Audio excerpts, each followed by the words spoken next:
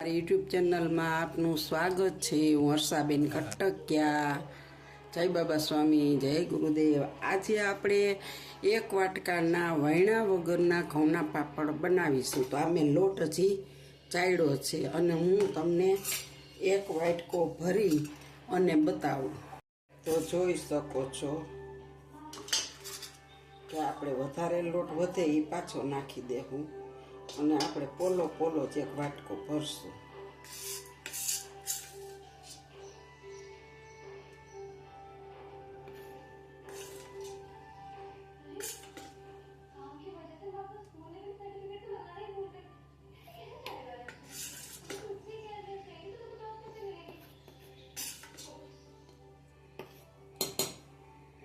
તો આપણે આ ચારી લીધો છે અને એક વાટકો આ એક વાટકાના જ પાપડ બનાવવાના છીએ।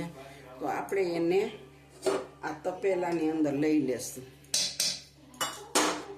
વધેલો લોટ આપણે પાછો ડબ્બામાં નાખી દેશું। હવે આપણે આની અંદર પહેલા થોડું પાણી લેશું। આ એક વાટકો લીધું છે એને આપણે હરવે હરવે નાખતા નાખતા ગઠ્ઠા ન પડે એમ આપણે બેટર બનાવી લેશું।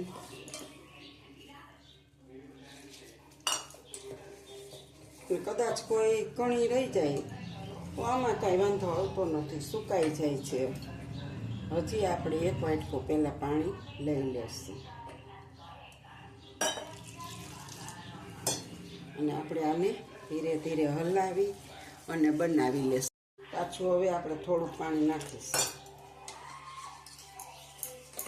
અને હજી આપણે આને ચલાવી લેશું। હજી આપણે એટલું પાણી નાખી દઈશું અને પહેલાં આપણે જોઈ લેશું આને કે આની કડની અંદર લોટ ચોંટી જતો હોય છે। જો છે ને આ રહી જાય ને તો છેલ્લે બેસી જાય અને આપણે આમ તપેલી હોય ને તો આવી રીતના ઉછેરી લેવાનો અને પછી પાછું બ્લેન્ડર ફેરવશું ને આપણે એટલે બધો કડમાંથી નીકળી જશે। એટલે આનું ખાસ ધ્યાન રાખવું, નકર બળી જતો હોય છે, પછી મૂકો ને તપેલી ત્યારે ત્યાં કાળું થઈ જાય। જો હાવ ગાંઠા વગરનું બે જ વાટકામાં આપણું બેટર બની ગયું છે। તો હવે આપણે આ ત્રીજો વાટકો નાખી દઈશું।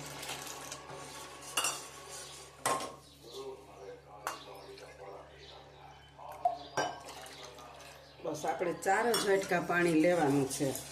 પછી આપણને એવું લાગશે તો નાખશું, નકર નહીં, કારણ કે આ પાણી છે ને એ ઘઉં ઉપર આધાર રાખતું હોય છે। એટલે આપણે 4 જ વાટકા પહેલાં પાણી લેવાનું છે। આપણે ગેસ ચાલુ કરીશું અને આને આપણે ચડાવી દઈશું અને આને ચલાવતા જ રહેવાનું છે આપણે।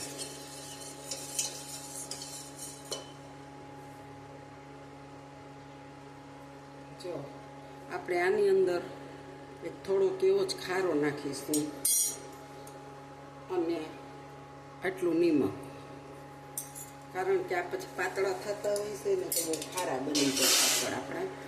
એટલે આને આપણે જો ચલાવતા જ રહેવાનું, નકર નીચે બેસી જાય। તો હવે જો આપણે છે ને થોડુંક વાં તપાવી લીધું સગડી ઉપર, હવે આપણે એને ગેસ માથે અને ચલાવતા જ રહેવાનું છે અને પછી આપણે સેજ આંગળી વડે ચાખી લેવાનું। જો આપણને એમ લાગે કે મીઠું ઓછું છે, તમારા ઘરમાં તમે ખાતા હોય એ રીતે મીઠું નાખી દેવાનું। જો મેં આ સ્ટીલનું તપેલું મૂક્યું હતું ને તો એમાં દાજવા માંડ્યું, એટલે તપેલું ફેરવેલું છે। આ મોટું લીધું આપણે, પણ બેટર આપણે એટલું જ નાખ્યું છે 5 વાટકા પાણી, બાકી પાણી વધારે નાખેલ નથી। જો આપણને એવું લાગશે તો વાટકો નાખશું, નકર આને આમને ચલાવતા જ રહેવાનું છે। જો આપણે કોક ઓલું હેઠે સ્ટીલનું તપેલું હતું ને તો દાજ પડવા માંડી, તો મેં ફેરવેલું છે, હવે નહીં પડ્યા। મને એમ કે અમારે સગડી છે ને ઇલેક્ટ્રિક, તો એની માથે સ્ટીલનું મૂકવું તો થઈ જાય, ટીનનું ન ચાલે, પણ ન કર્યું। પણ તમે હવે કોઈ દી સ્ટીલનું તપેલું ન મૂકતા, નકર જો થાય મારે ફેરવવું પડ્યું ને। હવે આપણે આમાં અડધો વાટકો પાણી નાખશું.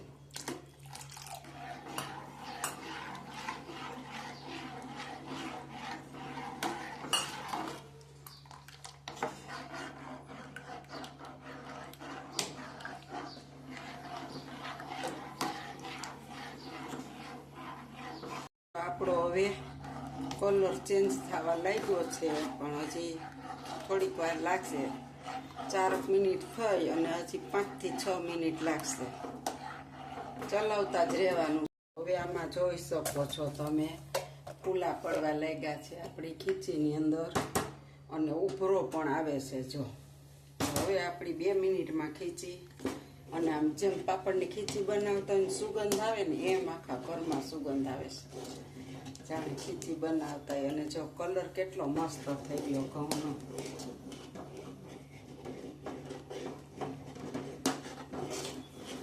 આ ઉભરા આવે છે ને, ઉભરો બહુ આવે છે.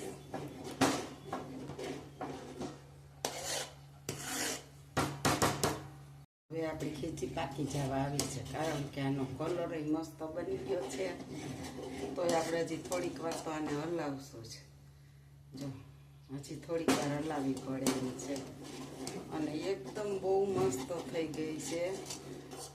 થોડીક વાર આપણે આને જોડવું. જો તમે જોઈ શકો છો કે આમ ઉભરા આવે, ધૂપકી પડવા માંડે, ફૂલા પડવા માંડે અને બારે ન નીકળે ને, એટલે આપણે આ જેમ કઢી પાકે ને એમ જ આને પકવવાની.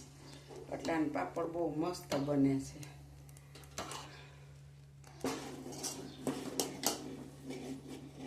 તો આપણી હવે આ ખીચી તૈયાર થઈ ગઈ છે. અને હવે આપણે ગેસ બંધ કરી અને આને થોડીક વાર ઢાંકી દેવાની છે, એટલે અંદર ચડી જાય. જો આ ગેસ બંધ હવે આપણો.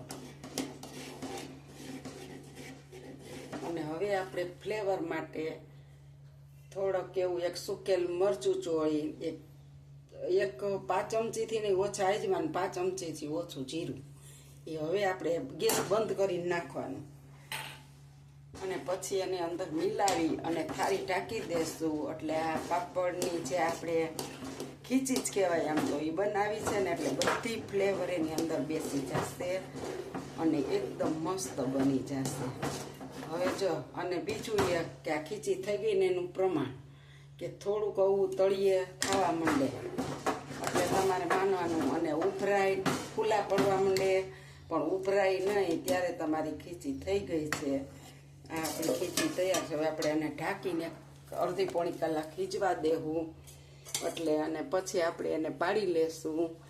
પહેલાં હું આ પાપડ કેવી રીતે કરતી હું તમને કહું કે અમે પહેલાં સાધુ ચોખા ખાતા, તો એનું ઓસામણ, ભાત તો મોસાવીને જ કરી, તો એનું ઓસામણ હોય ને ગરમ ગરમ હોય ને, ત્યાં રોટલીની બાકી રાખી દઉં. અને પહેલાં ઘઉંનો લોટ વાટકામાં 3-4 ચમચી લઈ અને પાણી નાખીને ઓસામણમાં નાખીને જરીક મીઠું ને ખારો નાખીને ઉકાળી નાખવાનું.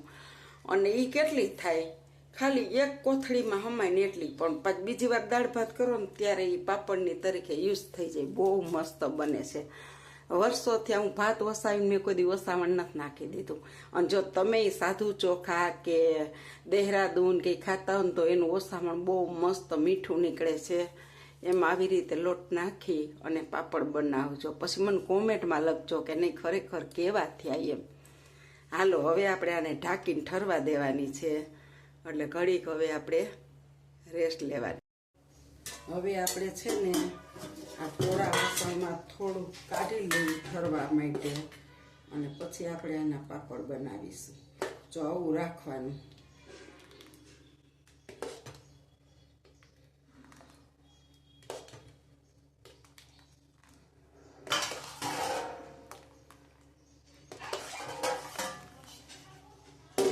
અને આને આપણે ઢાંકી દેશું. આને આપણે થોડું થોડું કરીને પાડશું. જો આપણે અહીંયા નાની એક મમરાની કોથળી પાથળી લીધી છે, અને હવે આપણે આની માથે જ પાપડ કરશું. હજી ઘણી છે.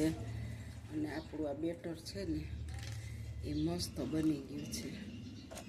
શું છે તો તમે જોઈ શકો છો. હવે આપણે આના પાપડ પાડી લઈશું.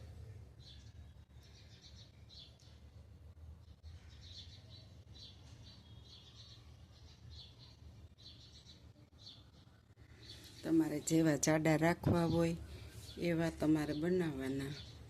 જો હું મને ગમે ને એવા પાડું છું. મોટા પાડવા હોય તો મોટા, નાના કરવા હોય તો નાના, અને મસ્ત. અને સેજ જાડેહારા રાખીને તો એકદમ દડા જેવા થાય.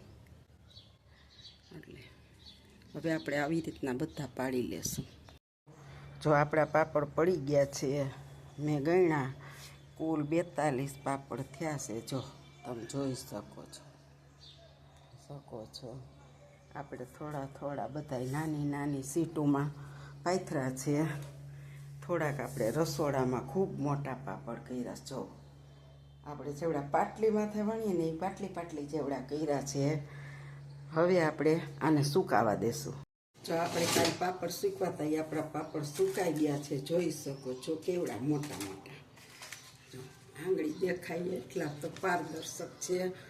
અને મારે તો જાડા કરવા હતા છતાંય બહુ પાતળા થઈ ગયા. જો પાપડ જેવડો તમારે મોટો કરવો હોય ને એવડો કરી શકો. અને જો બધાય પાપડ મસ્ત સુકાઈ ગયા છે. આપણે 42 પાપડ થયા છે. અને આ એક થાળી પણ ભરી છે.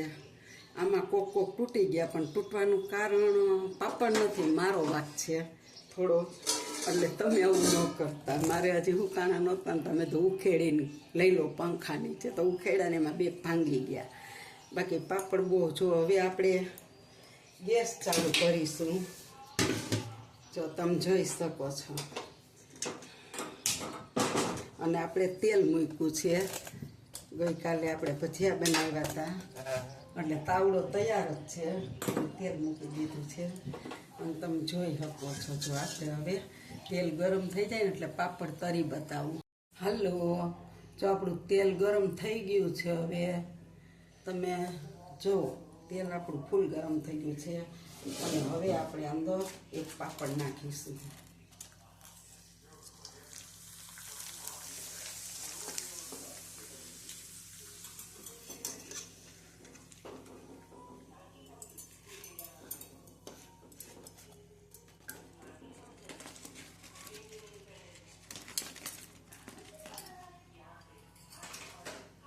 જોયો ને આપણો પાપડ પાણી જેવો ફૂલીને ધડો થઈ ગયો.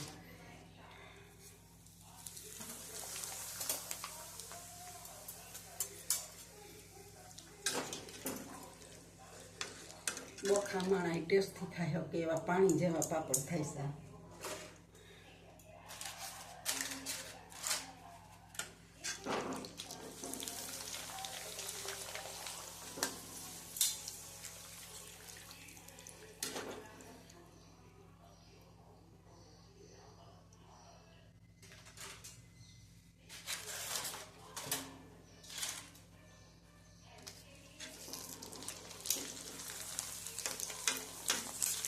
આ પાપડ આપણો છેલ્લે લૂઈને બનાવેલો છે એટલે તરી નાખું કીધું.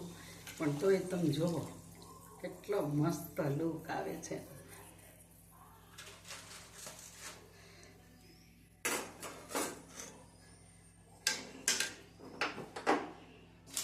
આપણે ગેસ બંધ કરી દીધો છે અને પાપડ આપણે નાખી દીધો છે.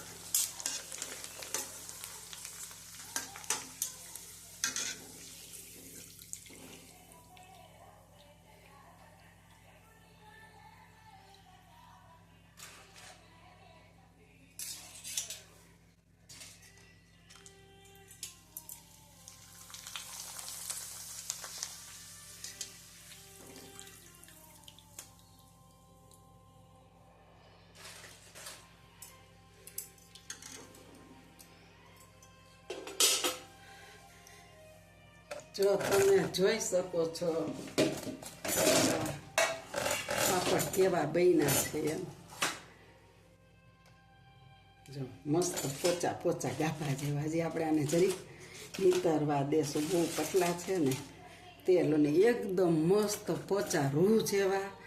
અને આમ એકદમ જો પારદર્શક આપણી આંગળીઓ પણ દેખાય. જો તમે જોઈ શકો. હું નજીકથી બતાવું તમને કે કેવા પાપડોને મોટા કરવા હોય તો મોટા થાય, પૂરી જેવડા કરવા હોય તમારે તો પૂરી જેવડા થાય, એથી મોટા કરવા હોય તો જેવડા કરવા એવડા પાપડ કરી શકો. અને આપણે એક જ વાટકી ઘઉંના લોટના જ બનાવેલા છે. આપણે જે રોટલીનો લોટ હોય ને એના જ છે આ પાપડ, પણ બહુ મસ્ત બને છે. એકદમ આમ પાણી જેવા પાપડ થયા. તો તમે આવી રીતના બનાવજો અને કરજો. અને એક વાટકીમાંથી આપણે 42 પાપડ થયા, મોટા મોટા. ખાલી 2 થી 3 જ મેં નાના બનાવ્યા, બાકી બધાય મોટા મોટા અને બહુ મસ્ત પાપડ થયા છે. અને બધુંય જરી જરી જ, કારણ કે 1 વાટકી લોટ હોય એમાં જરીક અજમા, થોડુંક એવું જીરું અને થોડોક એવો મેં ચીલી ફ્લેક્સ નાખ્યો છે. અને તમને જો બધું ન ગમતું હોય તો કોઈ પણ એક વસ્તુ નાખી શકો. તો મારા પાપડ કેવા બન્યા એ કોમેન્ટમાં લખજો. સારા બન્યા હોય તો કોમેન્ટ કરજો. તમે ઘરે બનાવજો અને બેલ લાઈક બટન દબાવવાનું ભૂલતા નહીં. લાઈક કરજો, શેર કરજો. આવજો. જય બાબા સ્વામી, જય ગુરુદેવ.